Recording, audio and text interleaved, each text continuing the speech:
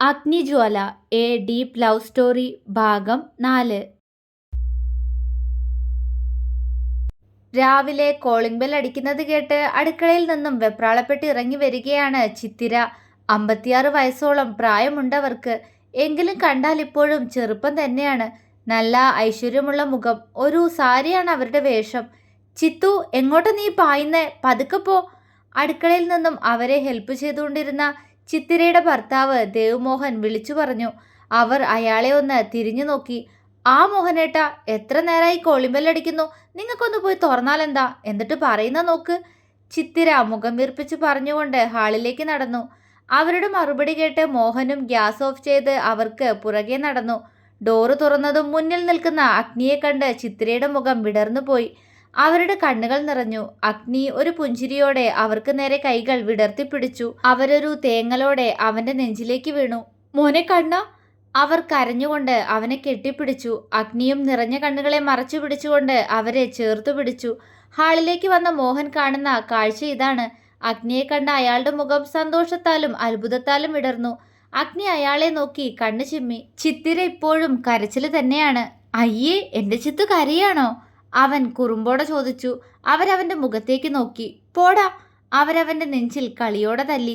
അവൻ ചിരിയോടെ അവരെ അവനിൽ നിന്നും അകറ്റി നിർത്തി സ്നേഹത്തോടെ ആ കവിളിൽ ഒന്ന് ചുണ്ടമർത്തി. അവർ നിറഞ്ഞ കണ്ണോടെ അവനെ നോക്കി അവന്റെ തല താഴ്ത്തി ആ നെറ്റിയിൽ ഒന്ന് ചുംബിച്ചു. വരുന്ന കാര്യം ഒരു സൂചന പോലും തന്നില്ലല്ലോ കണ്ണ. മോഹൻ അവനെ ആലിംഗനം ചെയ്തുകൊണ്ട് ചോദിച്ചു. സർപ്രൈസ്! അവൻ അയാളെ ചേർത്ത് പിടിച്ചുകൊണ്ട് കള്ളച്ചിരിയോടെ പറഞ്ഞു. അവന്റെ ഒരു സർപ്രൈസ്, കള്ള തിരുമാലി! അയാൾ അവനിൽ നിന്നും അകന്ന് അവന്റെ വയറിലേക്ക് ചെറുതായൊന്ന് ഇടിച്ചുകൊണ്ട് പറഞ്ഞു. അവൻ മറുപടിയായി ചിരിച്ചതേയുള്ളൂ. അപ്പോഴും ചിത്തിര അവിടെ കണ്ണു നിറച്ചുകൊണ്ട് നിൽക്കുകയാണ്. അച്ഛാ, ഈ ലഗേജൊക്കെ ഒന്ന് അകത്തേക്ക് വെക്കണം. വന്ന കാറിൽ കൊണ്ടുവന്ന പെട്ടികളിലേക്ക് നോക്കിക്കൊണ്ട് അഗ്നി പറഞ്ഞു. ഈ കാറ് വ്യാസിന്റെ അല്ലേ? അപ്പോ അവൻ വന്നോ നിന്നെ പിക്ക് ചെയ്യാൻ? മോഹൻ സംശയത്തോടെ ചോദിച്ചു. യെസ്, അവൻ വന്നു. ഞാൻ അവനെ വീട്ടിലിറക്കി ഇങ്ങോട്ട് പോന്നു. അവന് കുറച്ച് ബിസി. അവൻ പറഞ്ഞതും മോഹൻ അതിനൊന്ന് തലയാട്ടി. ശങ്കര, ഇതൊന്ന് അകത്തേക്ക് എടുത്തു വെക്ക്. മോഹൻ അവരുടെ കാറിന്റെ ഡ്രൈവറായ ആളെ നോക്കി വിളിച്ചു പറഞ്ഞു. ശങ്കരൻ അങ്ങോട്ട് വരുന്നത് കണ്ടതും അയാളെ ഒന്ന് നോക്കിക്കൊണ്ട് അവൻ ചിത്തിരയും ചേർത്ത് പിടിച്ച് അകത്തേക്ക് നടന്നു. കൂടെ തന്നെ മോഹനും. ഇതെവിടേക്കാ വെക്കേണ്ടേ കുഞ്ഞെ? അയാൾ വിനയത്തോടെ ചോദിച്ചു. ഈ 2 ഇവിടെ വെച്ചോളൂ. ബാക്കിയുള്ളത് എൻ്റെ മുറിയിലേക്ക് വെച്ചാൽ മതി. അവൻ പുഞ്ചിരിയതുമില്ലാതെ അയാളോട് പറഞ്ഞു. അയാൾ ശരിയെന്ന പോലെ തല ഉലുക്കിക്കൊണ്ട് അവൻ പറഞ്ഞ പെട്ടിയുമായി മുകളിലേക്കുള്ള പടികൾ കയറി. അഗ്നി ചിത്തിരയെ നോക്കി. ഇനി പറയമ്മേ, എന്തിനാ അമ്മ ഇങ്ങനെ കരയുന്നേ? അവൻ അവരുമായി സെറ്റിയിലേക്ക് ഇരുന്നുകൊണ്ട് ചോദിച്ചു. നിന്റെ അമ്മയ്ക്ക് കരയാൻ അങ്ങനെ പ്രത്യേകിച്ച് കാരണമൊന്നും വേണ്ടല്ലോ കണ്ണ. മോഹൻ ചിത്തിരയെ കളിയാക്കി. അവരയാളെ കൂർപ്പിച്ചു നോക്കി. ഈ മോഹൻ ഇളിച്ചു കൊടുത്തുകൊണ്ട് അഗ്നിയുടെ അടുത്തേക്കിരുന്നു. ചിത്തിര അവന്റെ മുഖത്തേക്ക് വാത്സല്യത്തോടെ നോക്കി. എന്റെ മോൻ ആകെ ക്ഷീണിച്ചു. കണ്ണിലൊക്കെ ക്ഷീണ. നോക്കു മോഹനേട്ട, ഇവൻ താടിയും മീശയൊക്കെ വളർത്തി വെച്ചിരിക്കുന്നേ. അവരവനെ നോക്കി പരിഭവത്തോടെ പറഞ്ഞു. അഗ്നി ഒന്ന് പുഞ്ചിരിച്ചു. അമ്മയ്ക്ക് തോന്നുന്നതാ, ഞാൻ ക്ഷീണിച്ചിട്ടൊന്നുമില്ല. പിന്നെ ഈ താടി, അതൊക്കെ നമുക്ക് ശരിയാക്കണ്ടേ ചിത്തു? അവൻ കുറുമ്പോടെ പറഞ്ഞതും അവരൊന്ന് ചിരിച്ചു. എന്തപ്പം ഇങ്ങോട്ട് വരാൻ തോന്നിയേ? 1 വർഷം കഴിഞ്ഞില്ലേ നീ അമ്മയും അച്ഛനെയൊക്കെ ഇട്ടുപോയിട്ട്? എത്ര തവണ ഞാൻ തിരികെ വിളിച്ചതാ, വന്നില്ലല്ലോ നീ. അപ്പൊ പിന്നെ ഈ വരവിന് എന്തോ ഒരു ഉദ്ദേശം ഉണ്ടല്ലോ. ചിത്തിര അവനെ സംശയത്തോടെ ചൂഴ്ന്നു നോക്കി. അവൻ കുറുമ്പോടെ അവരുടെ കവിളിൽ ഒന്ന് നുള്ളി. ശരിയാ ചിത്തു, ഞാനും അതാ ഓർത്തെ. എന്തോ ഉദ്ദേശം ഉണ്ട് നിന്റെ മോന്. അല്ലാതെ ഇതുവരെ നമ്മളെ വിളിച്ചിട്ട് പോലും വരാത്തവനാ. മോഹനും സംശയത്തോടെ പറഞ്ഞു. അഗ്നി അയാളെ നോക്കി കണ്ണു ചിമ്മി. ഉദ്ദേശം? ആ, ഒരു ഉദ്ദേശം ഉണ്ട്. സത്യം പറഞ്ഞാ അതിനു വേണ്ടേ ഇപ്പോ ഈ തിരിച്ചുവരവും. അത് നേടിയെടുത്ത് എനിക്കിനി വിശ്രമമുള്ളൂ. നേടിയിരിക്കും ഞാൻ. അത് പറയുമ്പോൾ അവന്റെ ശബ്ദത്തിൽ ഗൗരവമായിരുന്നു. ചിത്രയും മോഹനും അവനെ സംശയത്തോടെ നോക്കി. ശങ്കരൻ സാധനങ്ങൾ അവന്റെ റൂമിലേക്ക് വെച്ച് താഴേക്കിറങ്ങി. താഴെയിരിക്കുന്ന അവനെ ഒന്ന് നോക്കി പുഞ്ചിരിച്ചുകൊണ്ട് അയാൾ പുറത്തേക്കിറങ്ങി. അവനും അയാൾക്ക് ചെറിയൊരു പുഞ്ചിരി മടക്കി നൽകി. പെട്ടെന്നെന്തോ ഓർത്തതുപോലെ അവൻ ചിത്തിരയെ നോക്കി. എന്താടാ? അവന്റെ നോട്ടം കണ്ട് ചിത്തിര ചോദിച്ചു. അപ്പു എവിടെ അമ്മേ? അവൻ ചോദിക്കുന്നതിനോടൊപ്പം മുകളിലേക്ക് നോക്കുന്നുണ്ട്. ആ, അപ്പു അവൻ എഴുന്നേറ്റ് കാണില്ല കണ്ണ, നീ പോയി നോക്ക്. മോഹൻ ചിരിയോടെ പറഞ്ഞതും അവനൊന്ന് മൂളിക്കൊണ്ട് അവിടെ നിന്നും എഴുന്നേറ്റു. നീ അവനെ കണ്ടു കഴിഞ്ഞ് ഒന്ന് ഫ്രഷായിട്ട് വാ കണ്ണ, അമ്മ കഴിക്കാനെടുക്ക. ചിത്തിര ചിരിയോടെ പറഞ്ഞതും അവൻ ഒന്ന് തല ഉലുക്കിക്കൊണ്ട് മുകളിലേക്കുള്ള പടികൾ കയറി. അവനെ ഒന്നുകൂടി ഒന്ന് നോക്കി ചിത്തിര അടുക്കളയിലേക്ക് നടന്നു. പിറകെ തന്നെ മോഹനും.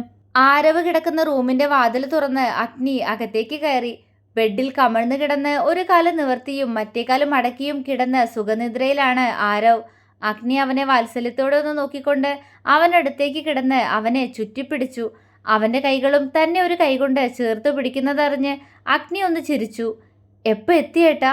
അവൻ അങ്ങനെ തന്നെ കിടന്നുകൊണ്ട് ചോദിച്ചു. ഇപ്പൊ എത്തിയതേ ഉള്ളൂടാ, അവൻ പറഞ്ഞു. ആരവ് മുഖമുയർത്തി അവന്റെ മുഖത്തേക്ക് നോക്കി. അഗ്നി എന്തോ ആലോചനയിലാണ്. എന്താ ഏട്ടാ ആലോചിക്കുന്നേ? ആരവ് സംശയത്തോടെ ചോദിച്ചു. നമ്മൾ തീരുമാനിച്ചുറപ്പിച്ച കാര്യങ്ങൾ നടത്താൻ സമയമായി അപ്പു, അഗ്നി ഗൗരവത്തോടെ പറഞ്ഞു. അവന്റെ മുഖത്തെ ഗൗരവം കണ്ടതും ആരവും ഗൗരവത്തോടെ മൂളി. പക്ഷെ അതിനു മുന്നേ എനിക്ക് അവളെ ഒന്ന് കാണണപ്പൂ, എൻ്റെ കുഞ്ഞനെ. ഇത്തവണ അവന്റെ ശബ്ദത്തിൽ പ്രണയം നിറഞ്ഞിരുന്നു. അത് മനസ്സിലായ പോലെ ആരവ് അവനെ കള്ളച്ചിരിയോടെ നോക്കി. അതേ കള്ളച്ചിരി തന്നെയാണ് അഗ്നിയുടെ ചുണ്ടിലും. എനിക്ക് പറ്റില്ല അച്ഛാ, ഇതുവരെ നിങ്ങൾ പറഞ്ഞതെല്ലാം ഞാൻ അനുസരിച്ചു, പക്ഷെ ഇനി എന്നെ കൊണ്ട് പറ്റില്ല, കിച്ചു ദേഷ്യത്തോടെ കേശവനോട് പറഞ്ഞു. എൻ്റെ പൊന്നു കിച്ചു, നീ ഒന്ന് പതുക്കെ സംസാരിക്ക്. ആ പെണ്ണങ്ങാനം കേട്ടുകൊണ്ട് വന്നാ പിന്നെ അത് മതി. രാജൻ പതിഞ്ഞ ശബ്ദത്തിൽ പറയുന്നതിനോടൊപ്പം ഡോർ അകത്തു നിന്നും അടച്ചു. പൊന്നും ജ്വാലയും കൂടി പാടത്തേക്ക് പോയ നേരം നോക്കി ചർച്ചയിലാണ് മൂവരും. കിച്ചു ദേഷ്യത്തോടെ ബെഡിൽ വന്നിരുന്നു. കേക്കട്ടെ കേക്കട്ടെ അമ്മാവ, ആര് കേട്ടാലും എനിക്കൊരു പ്രശ്നവുമില്ല, അവൻ അയാളോട് മുരണ്ടു. കേശവൻ രാജിനെ ഒന്ന് നോക്കിക്കൊണ്ട് കിച്ചുവിൻ്റെ അടുത്തായി വന്നിരുന്നു. കിച്ചു അയാളെ ദേഷ്യത്തോടെ നോക്കി. മോനെ കിച്ചു, നീ എന്തിനാ ഞങ്ങളിങ്ങനെ നോക്കുന്നേ? കാര്യങ്ങൾ ഇതുവരെ എത്തിച്ചത് നമ്മളെല്ലാരും കൂടി ചേർന്നല്ലേ. ഇപ്പൊ പിന്നെ നീ എന്തിനാ ഞങ്ങളെ മാത്രം കുറ്റം പറയുന്നേ? കേശവൻ കിച്ചുവിനോട് സമാധാനത്തിൽ ചോദിച്ചു. കിച്ചു കേശവനെയും രാജനെയും ഗൗരവത്തിൽ നോക്കി. ശരിയാണ്, ഈ സ്വത്തുക്കളിൽ നിങ്ങൾക്ക് കണ്ണുള്ളതുപോലെ എനിക്കും ഉണ്ടായിരുന്നു. അത് കൈക്കൽ വരണമെങ്കിൽ ജ്വാലയെ ഞാൻ വിവാഹം കഴിക്കണമെന്ന് എല്ലാവരും പറഞ്ഞപ്പോൾ ഞാനതിന് സമ്മതിച്ചു. പക്ഷേ അന്നത്തെ സാഹചര്യം അല്ലല്ലോ ഇപ്പോ. ഇനി എനിക്ക് എന്തിനാ അവളെ? അവൻ ദേഷ്യത്തോടെ പല്ലുകൾ കടിച്ചു. രാജൻ അവനെ ഗൗരവത്തോടെ നോക്കി. കിച്ചു, ഇനിയപ്പോ എന്ത് ചെയ്യാനാ നിന്റെ പ്ലാൻ? അയാൾ ഗൗരവം നിറഞ്ഞ ശബ്ദത്തിൽ ചോദിച്ചു. അവൻ അയാളെ ഒന്ന് നോക്കിക്കൊണ്ട് തല താഴ്ത്തിയിരുന്നു. എനിക്ക് അവളെ വേണ്ട അമ്മാവ. ഇനി എനിക്ക് എന്തിനാ അവളെ? നമുക്ക് കിട്ടാനുള്ളതെല്ലാം കിട്ടിക്കഴിഞ്ഞില്ലേ. അതുകൊണ്ട് ഈ വിവാഹത്തിന് എനിക്ക് താല്പര്യമില്ല. എല്ലാരും ചേർന്ന് അത് എങ്ങനെയെങ്കിലും ഒന്ന് മുടക്കണം, അവൻ പറഞ്ഞു. എന്നിട്ടോ കിച്ചു, നമുക്ക് എല്ലാവർക്കും എന്നിട്ട് ഒരുമിച്ച് ജയിലിൽ പോയി കിടക്കാല്ലേ? കേശവൻ പുച്ഛത്തോടെ ചോദിച്ചു. കിച്ചു അയാളെ ഞെട്ടലോടെ നോക്കി. അവൾക്ക് 18 വയസ്സ് തികയുന്നത് വരെ മാത്രമേ നമുക്ക് ഈ സ്വത്തുക്കളെല്ലാം നോക്കി നടത്താൻ കഴിയൂ കിച്ചു. നമ്മൾക്ക് ആർക്കും ഈ കാണുന്ന സ്വത്തിൽ ഒരവകാശവുമില്ല. സത്യം പറഞ്ഞാൽ നമ്മൾ ഭദ്രന്റെ സ്വത്തുക്കൾ കാത്തു സൂക്ഷിക്കുന്ന വെറും കാവൽ നായ്ക്കൾ മാത്രമായിരുന്നു. അയാൾ പല്ലുകൾ കടിച്ചു. കിച്ചുവിന്റെ മുഖത്തും ദേഷ്യമാണ്. ജ്വാല എല്ലാം അറിയുമ്പോൾ അവൾ ഇതുപോലെ മിണ്ടാതിരിക്കോ? എന്തൊക്കെ ആയാലും അവളുടെ അച്ഛനും മുത്തശ്ശനും കൂടി കഷ്ടപ്പെട്ട് ഉണ്ടാക്കിയതല്ലേ. അവളെ നമ്മൾ ചതിക്കായിരുന്നു എന്ന് അവൾ അറിഞ്ഞ ഈ കാണുന്ന പൂച്ചക്കുട്ടി ആവോ അപ്പോഴും അവൾ? കേശവൻ ഗൗരവത്തോടെ ചോദിച്ചു. അച്ഛാ, അവൾ ഒന്നും പറയില്ല. ഞാൻ പറയുന്നതിന്റെ അപ്പുറം അവൾ ഒരിക്കലും പോവില്ല, കിച്ചു പുച്ഛത്തോടെ പറഞ്ഞു. ഭദ്രന്റെ മകളാ അവള്. ഇപ്പം മിണ്ടാതിരിക്കുന്നത് നീ കണക്കാക്കണ്ട കിച്ചു. അവളുടെ അച്ഛന്റെ അധ്വാന. നിയമം കൊണ്ട് നമുക്കെതിരെങ്ങാനും വന്നാലോ അവള്? അയാൾ ചോദ്യഭാവത്തിൽ നോക്കി. കിച്ചു അയാള് പറയുന്നത് ശ്രദ്ധയോടെ കേട്ടു. അവൾക്ക് 18 വയസ്സ് തികഞ്ഞ ഈ സ്വത്തുക്കൾക്കെല്ലാം അവകാശിയായി അവള് മാറും. അതാണല്ലോ ചാവു മുമ്പ് എന്റെ തന്ത വിൽപത്രത്തിൽ എഴുതിയിരിക്കുന്നേ. രാജൻ കണ്ണുകൾ കുറുക്കിക്കൊണ്ട് ചോദിച്ചു. കേശവൻ ഒന്നു മൂളി. അതായത് ഇപ്പൊ അവൾക്ക് 18 വയസ്സ് തികഞ്ഞു. ഇപ്പൊ ഈ കാണുന്ന സ്വത്തുക്കൾക്കെല്ലാം എന്തിന്? ഈ തറവാടിന്റെ പോലും അവകാശം അവൾക്ക് മാത്ര, ജ്വാലയ്ക്ക്. രാജൻ പറഞ്ഞതും കിച്ചു ബെഡിൽ നിന്നും എഴുന്നേറ്റു. പക്ഷെ അമ്മാവ, ഈ സ്വത്തുക്കളിലെല്ലാം ഇനി മുതൽ അവൾക്ക് പൂർണ്ണ അധികാരം ഉണ്ടെങ്കിലും ഇപ്പൊ എല്ലാം കടത്തിലല്ലേ. അപ്പൊ പിന്നെ ഒന്നുമില്ലാത്ത അവളെ എനിക്ക് എന്തിനാ? അവൻ ഇഷ്ടക്കേടോടെ പറഞ്ഞു. അത് നമ്മളെല്ലാരും കൂടി ചേർന്ന് തന്നെയല്ലേ നശിപ്പിച്ച്? രാജനിൽ പുച്ഛമാണ്. കേശവൻ അയാളെ ദേഷ്യത്തോടെ നോക്കി. എല്ലാം അവളെ വിവാഹം കഴിച്ച എന്റെ മോന് വന്ന് ചേർന്നേനെ. അതിനു മുന്നേ എല്ലാം ദൂർത്തടിച്ച് നശിപ്പിച്ചത് അളിയൻ തന്നെയല്ലേ? കേശവൻ അയാൾക്ക് നേരെ ശബ്ദമുയർത്തി. അയാൾ കേശവനെ പുച്ഛത്തോടെ നോക്കി. പിന്നെ ഞാനെന്ത് വേണമായിരുന്നോ അളിയ? നിനക്കും നിന്റെ മോനും മാത്രമായിട്ട് ആ സ്വത്തുക്കൾ ഒറ്റയ്ക്ക് അനുഭവിക്കാൻ വിട്ടു തരണമായിരുന്നോ? അതിനല്ലല്ലോ ഞാൻ ഇത്രയൊക്കെ ചെയ്തേ. രാജൻ ചുണ്ടുകൊട്ടി. അങ്ങനെ ഒറ്റയ്ക്ക് ഞങ്ങൾ എടുക്കില്ല എന്ന് അളിയൻ അറിയില്ലേ? നമുക്ക് ഷെയർ ഇടായിരുന്നല്ലോ. കേശവൻ പല്ല് കടിച്ചു. രാജൻ അയാളെ ഗൗരവത്തിലൊന്ന് നോക്കി. നിന്റെ സംസാരം കേട്ടാ തോന്നുമല്ലോ എല്ലാം നശിപ്പിച്ചത് ഞാൻ ഒറ്റയ്ക്കാന്ന്. ഭദ്രനുണ്ടാക്കിയ ഷോപ്പിംഗ് കോംപ്ലക്സ് ആരാ നോക്കിയിരുന്നേ? പഠനെല്ലാം കഴിഞ്ഞു വന്ന ശേഷം നിന്റെ മോൻ തന്നെയല്ലേ? എന്നിട്ടിപ്പോൾ എന്തായി? കടത്തിന് മുകളിൽ കടം മാത്രം ബാക്കി. രാജന് ശരിക്കും ദേഷ്യം വരുന്നുണ്ടായിരുന്നു. കേശവൻ അയാളെ തുറച്ചു നോക്കി. നിർത്തുന്നുണ്ടോ രണ്ടാളും ഒന്ന്? കിച്ചു രാജനും കേശവനും നേരെ ശബ്ദമുയർത്തി. മോനെ ഞാനല്ല, അളിയനാ, കേശവൻ പറയാൻ ശ്രമിച്ചു. രാജൻ ദേഷ്യത്തോടെ അയാളെ നോക്കി. അങ്ങോട്ടിങ്ങോട്ടും ഈ വഴക്കിടലൊന്ന് നിർത്ത്, അവൻ ശാന്തമായി പറഞ്ഞു. രാജനും കേശവനും മറുപടി പറയാതെ അവനെ നോക്കി. അമ്മാവൻ പറഞ്ഞതെല്ലാം ശരിയാ, പക്ഷെ എല്ലാം നശിപ്പിച്ചത് ഞാൻ ഒറ്റയ്ക്കല്ലാന്ന് അമ്മാവൻ മറക്കരുത്. അവൻ പറഞ്ഞപ്പോൾ അയാളുടെ മുഖം വിളറി വെളുത്തു. അവനൊന്ന് ചിരിച്ചു പുച്ഛത്തോടെ. കിച്ചു ഒറ്റയ്ക്കൊന്നും സ്വന്താക്കിയിട്ടുമില്ല, നശിപ്പിച്ചിട്ടുമില്ല അമ്മാവ. ചെയ്തിട്ടുണ്ടെങ്കിൽ എല്ലാം നമ്മൾ ഒരുമിച്ചായിരുന്നു. അവൻ പറഞ്ഞു. മോനെ കിച്ചു, ഞാൻ അങ്ങനെയല്ല ഉദ്ദേശിച്ചേ, അയാൾ സൗമ്യമായി പറയാൻ ശ്രമിച്ചു. വേണ്ട അമ്മാവ, ഇനി കൂടുതൽ പറയണ്ട. അമ്മാവൻ പറഞ്ഞൊരു കാര്യം ശരിയാ. ഷോപ്പിംഗ് കോംപ്ലക്സ് ഞാൻ തന്നെയാ നടത്തിയേ. അതിൽ കുറച്ച് പണം എടുത്ത് തിരിമറി നടത്തി, അതും സത്യ. പക്ഷേ അതെനിക്ക് സ്വന്തമായിട്ടൊരു ബിസിനസ് തുടങ്ങാനായിരുന്നു. തുടങ്ങിയിട്ടുണ്ട്, ഞാനും എൻ്റെ ഫ്രണ്ട്സും കൂടി ചേർന്ന് ബാംഗ്ലൂരിൽ. എന്നിട്ടും തികയാതെ വന്നതുകൊണ്ടാ ആ കോംപ്ലക്സ് ഞാൻ ഒരാൾക്ക് പണയത്തിന് കൊടുത്തേ. അവൾക്ക് പ്രായപൂർത്തിയാവുമ്പോഴേക്കും തിരിച്ചെടുക്കാന്ന് കരുതി. പക്ഷേ പറ്റിയില്ല. എൻ്റെ ബിസിനസ്സിൽ കുറച്ച് നഷ്ടം സംഭവിച്ചു പോയി, അവൻ ഗൗരവത്തോടെ പറഞ്ഞതും രാജനൊന്നും മിണ്ടിയില്ല. അല്ലെങ്കിലും ഞാനെന്ത് പറയാനാ, അരുന്ധതിക്കെന്നും ആഡംബര ചെലവുകളാ. ആഭരണങ്ങളും പട്ടുസാരിയും എത്രയൊക്കെ കിട്ടിയാലും അവൾക്ക് മതിയാവില്ല. അതിൻ്റെ ഇടയിലെ മക്കളുടെ പഠനവും. കേശവനും ഞാനും കൂടി ചേർന്ന് തന്നെയാ ഈ തറവാട് പണയം വെച്ച് പണം വാങ്ങിയേ. ഇപ്പോ പലിശയും പലിശയുടെ പലിശയും ചേർന്ന് ഭീമമായൊരു തുകയായിട്ടുണ്ട്. ആകെയുള്ളൊരാശ്രയം തടിമിൽ ഫാക്ടറി മാത്രാ. രാജൻ ഒന്ന് നിശ്വസിച്ചു. രാജൻ അവനടുത്തേക്ക് ചെന്ന് അവന്റെ തോളിൽ കൈവച്ചു. അവൻ അയാളുടെ മുഖത്തേക്ക് നോക്കി. അവൾക്ക് 18 വയസ്സ് തികഞ്ഞ സ്ഥിതിക്ക് ഇനി നമുക്കൊന്നും ഒളിപ്പിച്ചു വെക്കാൻ സാധിക്കില്ല. ഏതു നിമിഷവും അവൾ സത്യങ്ങൾ അറിയും. അതിനു മുന്നേ നമ്മൾ വരുത്തി വെച്ച ബാധ്യതകളെല്ലാം നമുക്ക് തന്നെ തീർക്കണം. അവളുടെ പേരിലുള്ളതെല്ലാം അവൾക്ക് തന്നെ കൊടുക്കണം. അയാൾ പറഞ്ഞു നിർത്തിയപ്പോൾ കിച്ചു അയാളെ തുറച്ചു നോക്കി. എന്നിട്ട് പിന്നെ എന്ത് ചെയ്യാനാ? നമുക്ക് കൂടി അവകാശമുള്ള സ്വത്ത് തന്നെയല്ലേ ഇത്? മുത്തശ്ശനെല്ലാം കൂടെ ചെറിയമ്മാവന്റെ പേരിൽ എഴുതി വെച്ചു എന്ന് കരുതി ഈ സ്വത്തിൽ നമുക്ക് അവകാശമുണ്ട്. അവൻ മുരണ്ടു. കേശവൻ അവർക്കടുത്തേക്ക് വന്നു. പറഞ്ഞതെല്ലാം ശരിയാ കിച്ചു, പക്ഷേ നമുക്ക് ആ സ്വത്തുക്കൾ കൈകാര്യം ചെയ്യാനുള്ള യാതൊരു അവകാശവും ഇല്ല. അത് അവൾക്ക് മാത്രം സ്വന്താ. അളിയന്റെ അച്ഛൻ ഈ സ്വത്തിന്റെ രഹസ്യങ്ങൾ ആരോടൊക്കെ പറഞ്ഞിട്ടുണ്ടെന്ന് പോലും നമുക്കറിയില്ല. എല്ലാവരും അറിഞ്ഞാ മാത്രല്ല ഈ തറവാടും മറ്റു പ്രോപ്പർട്ടീസും നമുക്ക് വിട്ടുകളയാൻ പറ്റില്ലല്ലോ. കേശവൻ പറഞ്ഞു നിർത്തി. അതുകൊണ്ട്? കിച്ചു ചോദ്യഭാവത്തിൽ അയാളെ നോക്കി. കേശവൻ രാജനെ നോക്കി കുടിലമായി പുഞ്ചിരിച്ചു. അയാളുടെ ചുണ്ടിലും അതേ ചിരി തന്നെ. അവളെ നീ വിവാഹം കഴിക്കണം കിച്ചു, നമ്മൾ ആദ്യം തീരുമാനിച്ചതുപോലെ തന്നെ. പക്ഷെ അച്ഛാ, കിച്ചു എന്തോ പറയാൻ ശ്രമിച്ചു. നീ അവളുടെ കൂടെ ജീവിതകാലം മുഴുവൻ ജീവിക്കണം എന്നല്ല കിച്ചു ഞാൻ പറഞ്ഞേ. അയാൾ പറഞ്ഞപ്പോൾ കിച്ചു നെറ്റി ചുളിച്ചുകൊണ്ട് കേശവനെ നോക്കി. ജ്വാലയുടെ സ്വത്തുക്കളിൽ നമുക്ക് പൂർണ്ണമായിട്ട് അവകാശം വരണമെങ്കിൽ, അത് നമുക്ക് സ്വന്തമാവണമെങ്കിൽ അവളെ ഈ വീട്ടിൽ തന്നെയുള്ള ഒരാൾ വിവാഹം കഴിക്കണം. നീ അവളുടെ മുറച്ചെറുക്കനാ. നീ അവളെ വിവാഹം കഴിച്ചാൽ ആ സ്വത്തുക്കൾ നിനക്ക് വന്നു ചേരും. പിന്നെ ഒരു ചെറിയ ആക്സിഡന്റ്, അതിൽ തീരണം അവള്. അപ്പോൾ മുഴുവൻ സ്വത്തുക്കളും നമുക്ക് വന്നു ചേരും, അയാൾ കുടിലതയോടെ പറഞ്ഞു. കിച്ചു അയാളെ ഒന്ന് നോക്കിക്കൊണ്ട് പതിയെ തിരിഞ്ഞു നിന്നു. അവന്റെ ഉള്ളിൽ ജ്വാലയുടെ മുഖം തെളിഞ്ഞു വന്നു. അറിയാതെ ചുണ്ടിൽ ഒരു ചിരി മിന്നി.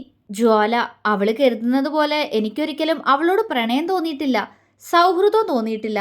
പക്ഷെ എപ്പോഴോ അവളുടെ ആ ശരീരത്തോട് എനിക്ക് കൊതി തോന്നിയിട്ടുണ്ട്. അവനൊന്ന് ചിരിച്ചു. ഒരിക്കൽ മാത്രം രുചിച്ചു നോക്കാനുള്ള കൊതി. അതിനപ്പുറം എനിക്ക് അവളോട് ഒന്നുമില്ല.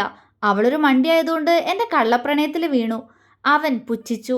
കിച്ചു രാജനെയും കേശവനെയും തിരിഞ്ഞു നോക്കി. എല്ലാം കൂടെ ഒരുപാട് കടങ്ങളുണ്ട്. നമ്മൾ എങ്ങനെയാ പണമെല്ലാം കൊടുത്ത് ഈ വീടു സ്ഥാപനങ്ങളെല്ലാം തിരിച്ചെടുക്കും? കിച്ചു സംശയത്തോടെ ചോദിച്ചു. കേശവൻ രാജനെ നോക്കി. നമുക്ക് വേണ്ട പണം തരാൻ ഒരാൾ തയ്യാറായിട്ടുണ്ട്, രാജൻ പറഞ്ഞപ്പോൾ കിച്ചു നെറ്റി ചുളിച്ചുകൊണ്ട് അയാളെ നോക്കി. അപ്പോ ഈ പ്രോപ്പർട്ടീസ് എല്ലാം അയാൾക്ക് സ്വന്താവില്ലേ? അവൻ സംശയത്തോടെ ചോദിച്ചു. അയാൾക്ക് ഈ പ്രോപ്പർട്ടീസ് ഒന്നും വേണ്ടാന്നാ പറഞ്ഞേ, കേശവൻ പറഞ്ഞു. വാട്ട്? അപ്പോ എന്തായാലും നമുക്ക് വെറുതെ പണം തരുമോ? അവൻ കണ്ണുകൾ ചുരുക്കിക്കൊണ്ട് ചോദിച്ചു. അറിയില്ല, അയാൾക്ക് ഇതൊന്നും വേണ്ടാന്നാ പറഞ്ഞേ. പക്ഷെ പകരം അയാൾക്ക് മറ്റൊരു വിലപിടിപ്പുള്ള സാധനം വേണമെന്നും പറഞ്ഞിരുന്നു, രാജൻ പറഞ്ഞു. അതെന്ത് സാധനം? കിച്ചു സംശയത്തോടെ ചോദിച്ചു. അത് നേരിൽ കാണുമ്പോൾ പറയാന്നാ പറഞ്ഞേ. എന്തായാലും നമുക്ക് നഷ്ടമൊന്നും വരില്ല എന്നാ പറഞ്ഞത്, രാജൻ പറഞ്ഞു നിർത്തി. എന്തായാലും അയാളോട് വരാൻ പറയൂ, നമുക്ക് സംസാരിക്കാം, കിച്ചു ഗൗരവത്തോടെ പറഞ്ഞു. ശരി, രാജൻ പറഞ്ഞുകൊണ്ട് ഡോറിൻ്റെ അടുത്തേക്ക് നടന്നു. അമ്മാവാ, പെട്ടെന്ന് കിച്ചു വിളിച്ചു. രാജൻ എന്താണെന്ന പോലെ അവനെ തിരിഞ്ഞു നോക്കി. കേശവനും അവനെ തന്നെയാണ് നോക്കുന്നത്. അല്ല, അയാളുടെ പേരെന്താ? അവൻ സംശയത്തോടെ ചോദിച്ചു. പേര്? രാജൻ ഓർത്തെടുക്കാൻ ശ്രമിച്ചു. അഗ്നിദേവ്, അതാ പേര് പറഞ്ഞേ, രാജൻ പറഞ്ഞു. അഗ്നിദേവ്? കിച്ചു ചുണ്ടുകൾക്കിടയിൽ ആ പേര് പതിയെ മൊഴിഞ്ഞു. എന്തായിരിക്കും പണത്തിന് പകരമായിട്ട് അയാൾക്ക് വേണ്ടത്? ചിന്തയോടെ അവൻ ബെഡിലേക്കിരുന്നു. ഏട്ടാ, ആരവ് അഗ്നിയുടെ റൂമിലേക്ക് കയറിക്കൊണ്ട് വിളിച്ചു. അഗ്നി മിററിന് മുന്നിൽ നിന്ന് മുടി ഒതുക്കുകയാണ്. ഏട്ടനത് എങ്ങോട്ടാ? ആരവ് സംശയത്തോടെ ചോദിച്ചു. എന്റെ പെണ്ണിനെ കാണാൻ. അഗ്നി പുഞ്ചിരിച്ചു. ഇപ്പോഴോ? അവൻ അമ്പരന്നു. അതെ, ഇപ്പൊ തന്നെ. ഇന്നവൾ എനിക്ക് കണ്ടേ പറ്റൂ അപ്പു. ഇന്നലെയോ പോവാൻ പറ്റിയില്ല. അഗ്നി മറുപടി പറഞ്ഞു. ആരവൊന്ന് മൂളി. എന്തു പറ്റിയിടാ? അവന്റെ മൂളല് കണ്ട് അഗ്നി സംശയത്തോടെ ചോദിച്ചു. മംഗലത്തുനിന്ന് വിളിച്ചിരുന്നു, ആരോ പറഞ്ഞു. എന്നിട്ട്? അഗ്നി കൂളായി ചോദിച്ചു. പെട്ടെന്നെല്ലാം ശരിയാക്കണമെന്ന് പറഞ്ഞു. ആരോ പുച്ഛത്തോടെ പറഞ്ഞപ്പോൾ അഗ്നിയുടെ ചുണ്ടിലും അതേ പുച്ഛമായിരുന്നു. അതെ, എല്ലാം ശരിയാക്കണം, പെട്ടെന്ന് തന്നെ. അഗ്നി ഒന്ന് പുഞ്ചിരിച്ചു. അപ്പോൾ ഇനി അഗ്നിയുടെ കളി മംഗലത്ത് തറവാട്ടിൽ അല്ലേ? ആരോ ചിരിയോടെ ചോദിച്ചു. അഗ്നി മറുപടിയായി അവനെ നോക്കി കുറുമ്പോടെ കണ്ണിറുക്കി. തുടരും.